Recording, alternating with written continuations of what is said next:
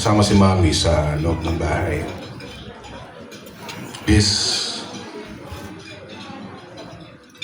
yung pagmamahal niya. Diba alam natin yun, yung mga malapit sa kanya. Diba, yung mga lagi na sa bahay, yung laging kasama niyo sa labas, sa mga lakad niya, sa mga taping, mga shooting, sa Superstar, mga kaibigan niya. Pero iba yung pagmamahal na pinakita niya sa amin, mga anak niya. Hindi ko makakalimutan yung... ito yung tumatak sa akin, personally. Ito yung tumatak sa akin.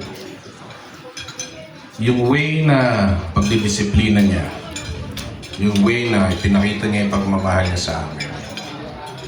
Hindi siya yung pangkaraniwang magulang at anak na relasyon. Pinakita niya sa amin kung paano magmahal sa pamamagitan ng pagmamahal niya sa inyo. Kaya tama yung sinabi ni Kuya Edgar na hindi lang fans ang touring, kundi pamilya, kapatid, mag-anak. Yung iba nga dyan, super close sa kanya, anak, ang tawag. Nung lumalaki ako, nakita ko yung inspirational na trato niya sa inyo, sa atin. Lalo na sa mga close sa kanya. Na-inspire ako in a way na parang pwede ko nang... Ito akin lang to ha. Alam ko na rin. Pwede ko nang ikumpara ang pagmamahal niya sa pagmamahal ni Jesus Christ sa atin. Unconditional.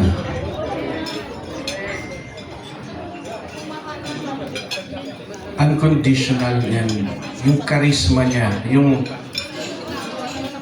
Alam natin si Mami, siyempre, ay, maliit siyang tao. Pero, I love you. Pero ang pinakita niya sa ating lahat, sa inyo, kahit gaano ka kaliit, kahit saan ka nang galing, kahit nagbenta ka ng tubig sa release ng trenong bata, pinakita niya kung gaano kalaki ang kanyang puso. Hindi ko nakita sa mga kaibigan ko habang lumalaki na may isang magulang na katulad ng mami ko. Pakabait ng mama mo. And yun, ganun siya magturo. Iba kasi yung papagsabihan mo yung anak mo, iba kasi yung pagbabawalan mo, masama to, itong gawin mo, ito yung huwag mong gawin, makakalimutan yan.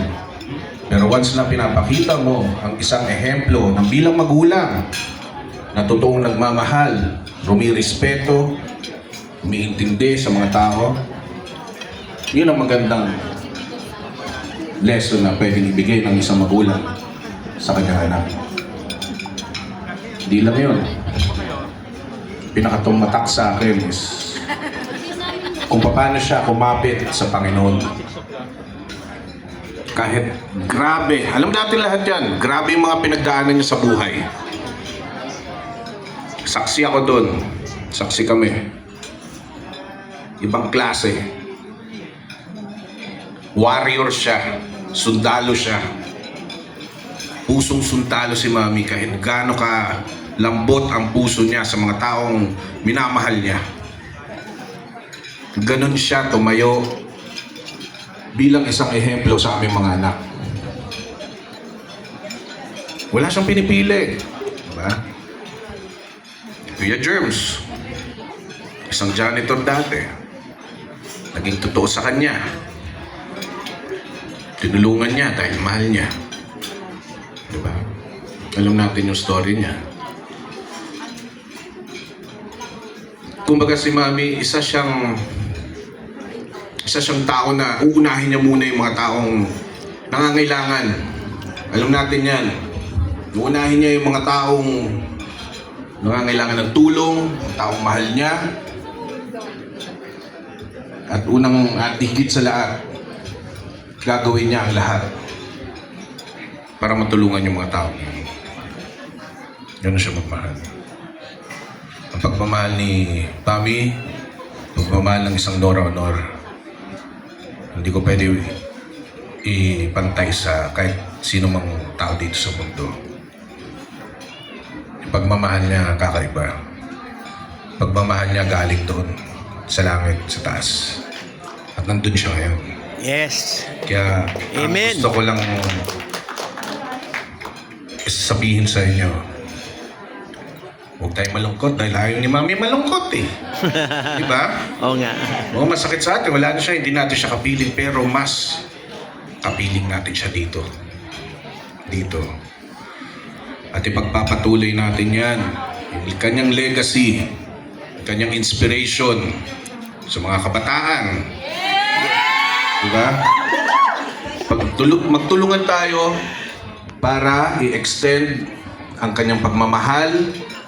Magtulungan tayo para i-extend sa mga kabataan, sa mga susunod na henerasyon kung ano yung naging ehemplo niya habang buhay siya. Biruin mo isang batang babae na nagbebenta ng tubig sa release ng train. Naging superstar. Naging national artist. Ang galing. Ayaw pa nga niya tinatawag siyang superstar at national artist dahil ganun siya ka-humble. Hindi pumunta sa ulo niya yung mga achievements niya, yung mga success niya, yung mga napanalunan niya, kung sino siya. Basta ang importante pa rin sa kanya, ang pagmamahal, respeto, pag-iintindi. Woo! Hirap magpigil. Sige, ang sakit sa dibdib. Ayokong basta ang dami kong kwento tungkol kay Mami. Gusto, abutin tayo hanggang bukas. Alam ko marami pang gusto mag-share dyan. Ayun, so, take away ang Mami. Maraming salamat, Ma. Dahil ang dami mong binigyan ng inspirasyon. And ipapasa natin to sa mga susunod na henerasyon. Yes. Of course. Mga henerasyon ng mga anak nyo, mga anak-anak. Pagpapatuloy natin ang legacy. Ang mga anak ko, Doranian na, no? And ayun, God bless po sa inyo. Huwag nating kakalimutan si Mami. Huwag nating kakalimutan Hindi. yung iniwanan niya. Hindi ko kalimutan. God bless. Tuloy-tuloy. Lahat tayo magmahalan. Lahat tayo mag-intindihan. Lahat tayo magrespetuhan. Sinasabi lagi ni Mami. Yes. Maraming salamat po. Ba't di na kayo